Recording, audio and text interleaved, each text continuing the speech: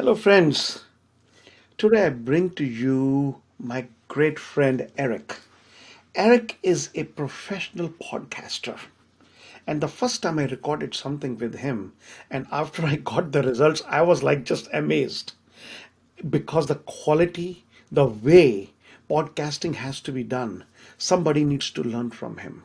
He's a professional at it, and he has done hundreds and hundreds of these and has helped many companies, many organizations take podcasting and bring their organization to the limelight. Because podcasting is one aspect where people can listen from anywhere. They don't have to watch the video, but they can listen. And there's a huge following across the world for podcasters. But you know what? Everybody tries to be a podcaster, but there are some intricacies, some specific things which most people don't know. Many times they don't sound good. The quality of the sound doesn't come out right. Or they will keep on rambling on. There could be noise. I mean, he was explaining to me. I obviously don't understand the whole aspects of it, but why should I? I have him for me. So he helps me with my podcast. And the first one, as I said, when I did with him, was just astounding. And when it was put online, there are lots of people who watched it, they loved it. And so I said, why not bring him to our nonprofit community? And thousands and thousands are here who are actually looking how to take their nonprofit to a different level. And one of the big things that we came in the survey right now was fundraising. And so if you're able to reach the funders, maybe even through your podcast, where you're able to take your message, and that message, if reaches the right people, that can actually catapult your organization in a completely different level. So that is why I said, why don't I bring him here? So then he can actually explain the intricacies, tell us those small points what we can do, and then actually what he can do is he can really help us in understanding what podcasting is, how podcasting can be so useful, and best part is we can have access to him. And at the end, we will give his details of where you can reach him. And friends, nothing is better than this. And I'm telling you, because he has worked with a lot of nonprofits and he has made such a huge difference. So, Eric, thank you. Thank you. I welcome you. And really am looking forward to our talk today. And Absolutely, Raj. Thank you for having me. Thank you for the invitation. Thank you for that warm welcome. I'm humbled. so, Eric, why don't we start with what exactly you do and how did you start? Why did you start this? Okay, great question. I am a podcast producer, right? Uh, my company, actually, ENS Media Pros, we produce all kinds of marketing content from websites to social media content. I mean, blogs, you name it. We did the whole thing that every agency out there does for their clients. But back in 2009, this thing podcasting just started coming out, and it was just such a better alternative to doing video because we come from the world of video and television, right? Hmm. And video can be extremely expensive to do really, really well. Really expensive to do really, really well. YouTube has lowered the bar quite a bit for people to be able to do just homemade videos, right? Zoom has continued to lower the bar just a little bit more. We now, as consumers, accept things that back in the day we would never accept. I remember watching a YouTube video one time, this guy telling me how to get rich, and he looked like he was the poorest guy in town. So I'm like, there's no way, you know. But with Zoom lowering the bar so much, we can have people giving us instruction on how to make lifestyle changes or learn something with authenticity, right? So Absolutely. that really works to the common person's advantage. But here's the thing: as a producer, I've always had that next level type deal. If you want to be treated at the next level, you got to act like you're at the next level. You got to present yourself at the next level. I got into this because I'm going to be totally honest with you here. Okay? Totally transparent. I'm getting too old to lug around cameras. I mean, when you're talking that you're working for a television station, and I remember having this with the production manager one time. I said, dude, cameras are getting smaller, man. Why don't we carry around the little small cameras? He goes, oh, you're a professional, dude. You need that 21-pound camera on your shoulder. And I'm like, oh, God. And I'm watching YouTubers put out some great content, and I'm lugging around a 21-pound camera, So I was getting too old for that. Video editing is extremely hard, extremely expensive. So it was really more to cater to my clientele and say, hey, I got an alternative for you. And you said something in your introduction. You said that, my God, so many things coming to my head right now. But the thing is, we talk about our business every day. There's only 3 ways to communicate. You either write it, say it, or show it. Right? In some cases, you smell it, right? Because a chef or something like that. And touch it, of course. But let's talk about writing, talking, and showing it, right? You're talking about a blog or a newspaper, text. You're talking about a radio show or a podcast, or you're talking about television or video. Correct. Right? I write like I speak. I can't spell, and I spell so badly that I confuse the grammar correction thing, I was told when I was little and when I was growing up that I got the perfect face for radio. So here we are, But no, all jokes aside, some people have insecurities about being on video. Many people have actually. Yeah. That's a very big thing to overcome, specifically for people who are new to it. Yes. Newer generation has adapted to it very well. Exactly, yeah. But the people who are from older generation, they're still having a very hard time. We're so used to seeing it in Hollywood terms, Exactly. So it's hard, and I probably fall into that where I have my own insecurities about being on video. But man, when you talk to somebody about their organization, about their mission, about their accomplishments, and you hear the passion in their voice, that's authentic. That's authentic. And a podcast is just a conversation. So when I was able to get into that, and I was able to see the power behind just speaking about what you do, Raj, that changed my world. And I never looked back. Wonderful. Thank you for sharing, Eric. That was powerful. Absolutely. So let's get a little bit deeper into it. How do you believe, or how you have helped nonprofits work Sure. with podcast? What can our viewers right now take from podcast and its value? Because from my perspective, podcasting is really great, but not too many nonprofits have actually adapted to it. It's an amazing thing, Raj. Nonprofits, podcasting is just exploding on the market. Everybody and anybody who's anybody has a podcast. I mean, you're talking about Meghan Markle and Prince Harry have a podcast. The Obamas got a podcast. And these people are getting paid millions and millions of dollars to do their podcast. So you're thinking, what's going on? The big 3, or let's call them the big 4, Apple, Google, Spotify, and iHeartRadio have invested millions upon millions of dollars in building their infrastructure for podcasting, and they're fighting each other to call themselves the #1 platform for podcasters. Yeah. So what is going on? Every single news outlet, from NBC, MSNBC, CNN, Fox, you name it, they all have a podcast. So you're thinking to yourself, what's going on? So why are these big-time media outlets, these big-time providers of media platforms, are investing millions, but yet nonprofits, small business owners, entrepreneurs are not embracing it like they should? Because we're late adapters. See, they're the trendsetters. They're the ones that set the platforms up because they know what's going on in the market and how to communicate, because they spend millions of dollars in doing research.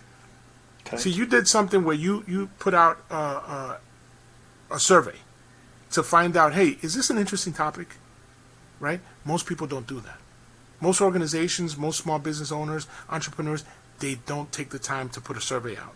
They think they know what the market wants. They Exactly. heard that the market wants that, so they put it out there, right? But you did it the right way, because this is the way that the multi-billion-dollar international companies operate. They don't just throw money out there. They find out if the market wants it, right? Yes, yes, yes, So yes, yes. that's number one. They're not embracing it because they're not doing their homework up front, right? So the research says that by speaking about your product or services, your mission, whatever it is, people listen to it. You get a chance to build a deeper relationship, brand loyalty, to become an expert in that industry about what you're talking about, right? So Yeah. if you take, like, for example, I don't know if you knew this, McDonald's has a podcast. I didn't know that, actually. Yeah. It's called Beyond the Sauce, you Huh. know, and they tell stories about, you know, their methodology of creating their menus. You know, what's behind the quality of what they're doing. Who else has one? Trader Joe's has one. You know, so people that you think would, or companies that you think, why would they have one? Yeah, yeah, yeah. You know, right now I'm producing a podcast for a nonprofit called the Got Your Back Foundation. Right? It's a chiropractor, and he wants to help change healthcare, because he believes that our healthcare system is a sick care system. So he wants to be able to focus on prevention. He wants, preventive medicine, regenerative medicine, and he wants to do so many things. And he has a podcast. It's called the Movementality Podcast, and it's about telling people, hey, this is how you move. These are the exercises. These are the things that you need to be thinking about in order to prevent from having a bad health. So you can avoid going to the hospitals, avoid spending your life savings into stuff like this. Beautiful. So those are the things that are happening. Now,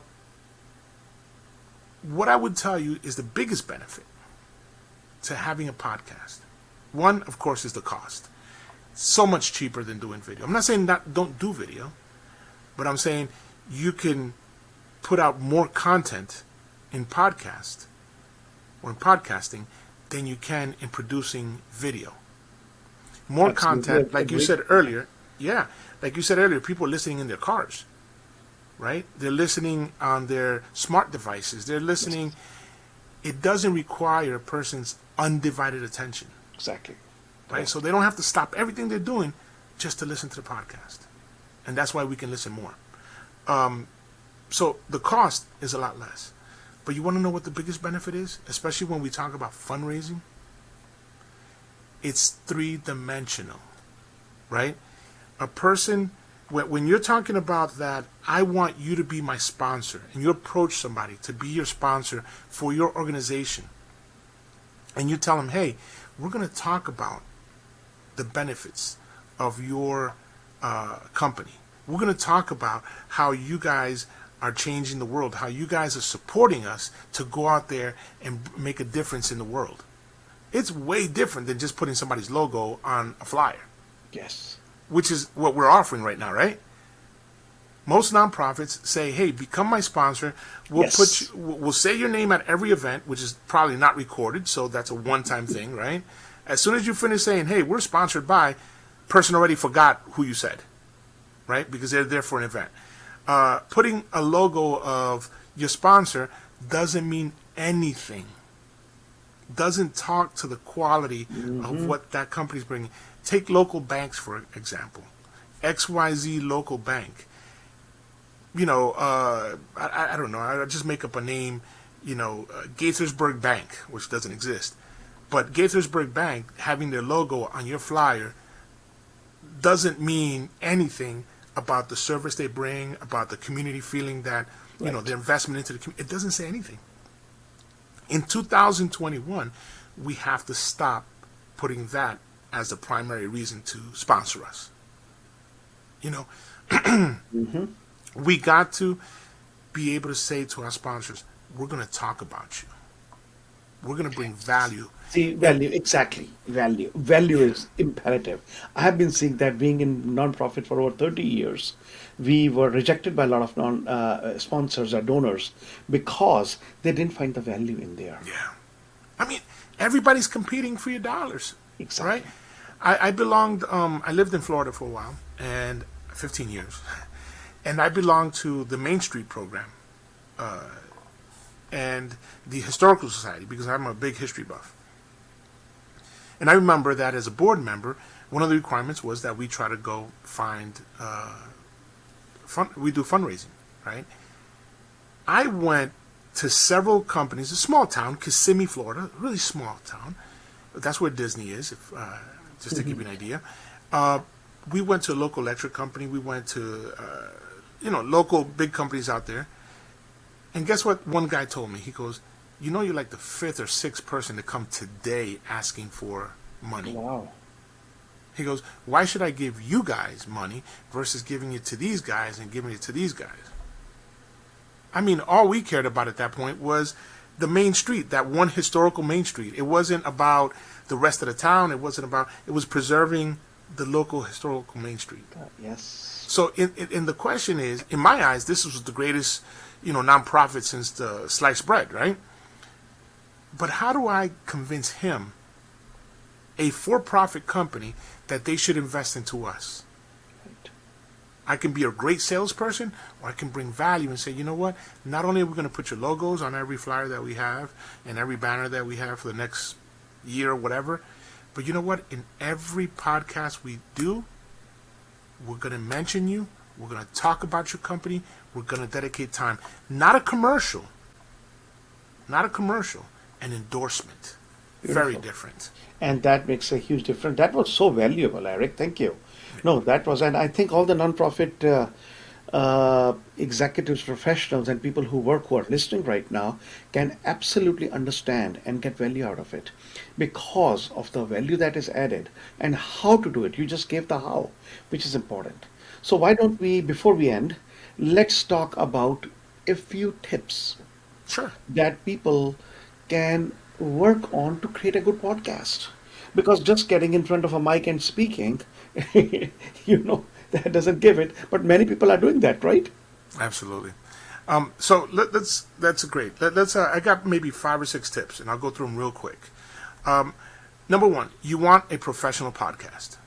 You don't want something subpar because you're asking XYZ Corporation to put their name to it, right? So if you are Pepsi Cola or some big giant company, the last thing you want is to put your name next to some trashy offering, right? So you want something highly professional. So work with a professional, whether it be a podcast producer, somebody who knows what they're doing, right? And why you're doing what you're doing. Second, content is king. Content is king. Make sure that you're putting something of value to your listener because your sponsor wants to know that they are attached to something, again, of quality, but something that's going to attract people to listen. So that's number 2. Number 3, audio is probably the most important part of your whole offering. Content is king because people are then going to click in to listen, but once they listen, if it sounds bad, they'll click away in a heartbeat, and they'll never be back. They'll never be back. So when you talk about audio, I'm talking about making sure that you have a good mic. You don't need a $500 mic. You don't need that. You just need a good quality mic that can record what you're saying, right? You need to make sure that you understand how to put your content together from beginning, middle to end. It's almost like writing an essay. Can you imagine back in college you're writing an essay and you just start with your first idea and just put it out there? Your professor's going to give you a 0 for it. You flunked. So it just takes you back to those days in college or high school, right? And then finally, I would tell you, marketing your podcast is important. It's content. It's content. So you go out there and you not only talk to everybody about it, and this is probably key. Everybody you meet, you tell them about your podcast. Everybody. Before you give them your business card, hey Raj, how are you? Nice to meet you. Oh, Eric. No, the first question most people say, so what do you do? Oh, I'm a podcast producer. As a matter of fact, I have a podcast called this. If you know anybody that's interested in such and such, I bring great value to people. I talk about nonprofits. I talk about this. I'd love you to listen to it. Just check it out. It's on Apple Podcast or whatever. And then you move on and you tell them about what it is. But you just told them where to find you. So those are the things that I would say really right off the bat that would change, fundraising for a nonprofit. And that was so valuable. I'm just telling you, thank you for sharing that. Because, friends, understand and listen to me very carefully. With a little bit of knowledge, a proven method, and a system, things can change very fast. Most of the time, everybody keeps on doing the same thing over and over and over again. And on this platform, I want to make sure I bring to you people who know what they're doing, who are experts at it, who have made a change. And just with a little bit of investment with them, their knowledge, time, they can give you so much, as Eric has given us today. And those are intricacies that most people don't know. And small tips there. And that can make a huge difference. That can shift the trajectory of a podcast, which is really bad, to a podcast which is really good. Like you said, content. If you are spending 5 minutes on a content, spend 15 to 30 minutes. Produce something which is really good, that is going to attract people to you, and they would be like, why would I not want to be a part of your nonprofit? That's how it should be. Or even your business. Let's take nonprofit. Take any business, for example. It is that powerful. So, Eric, thank you. I really appreciate all the tips and everything. Now, let us know if any of our listeners or viewers right now would like to get to you and ask you something more or get more information about what you do. How can they reach you? Absolutely. Please send me an email at info at ensmediapros.com. That's E as in Eric, N as in Nancy, S as in Sam, mediapros.com. And I'll be more than happy to answer any questions. Or you can reach me directly at 407-879-1761. And Raj, thank you so much for inviting me. I always enjoy talking to you and Same here. spending time You with have you. been a great friend, great inspiration, and what work you do is just amazing. And I really Likewise. hope all our viewers get real good value out of it. And as I said, definitely reach out to Eric, and he will be there to help you. Okay. Thank you. Thank you again, Eric. Thank you for being here.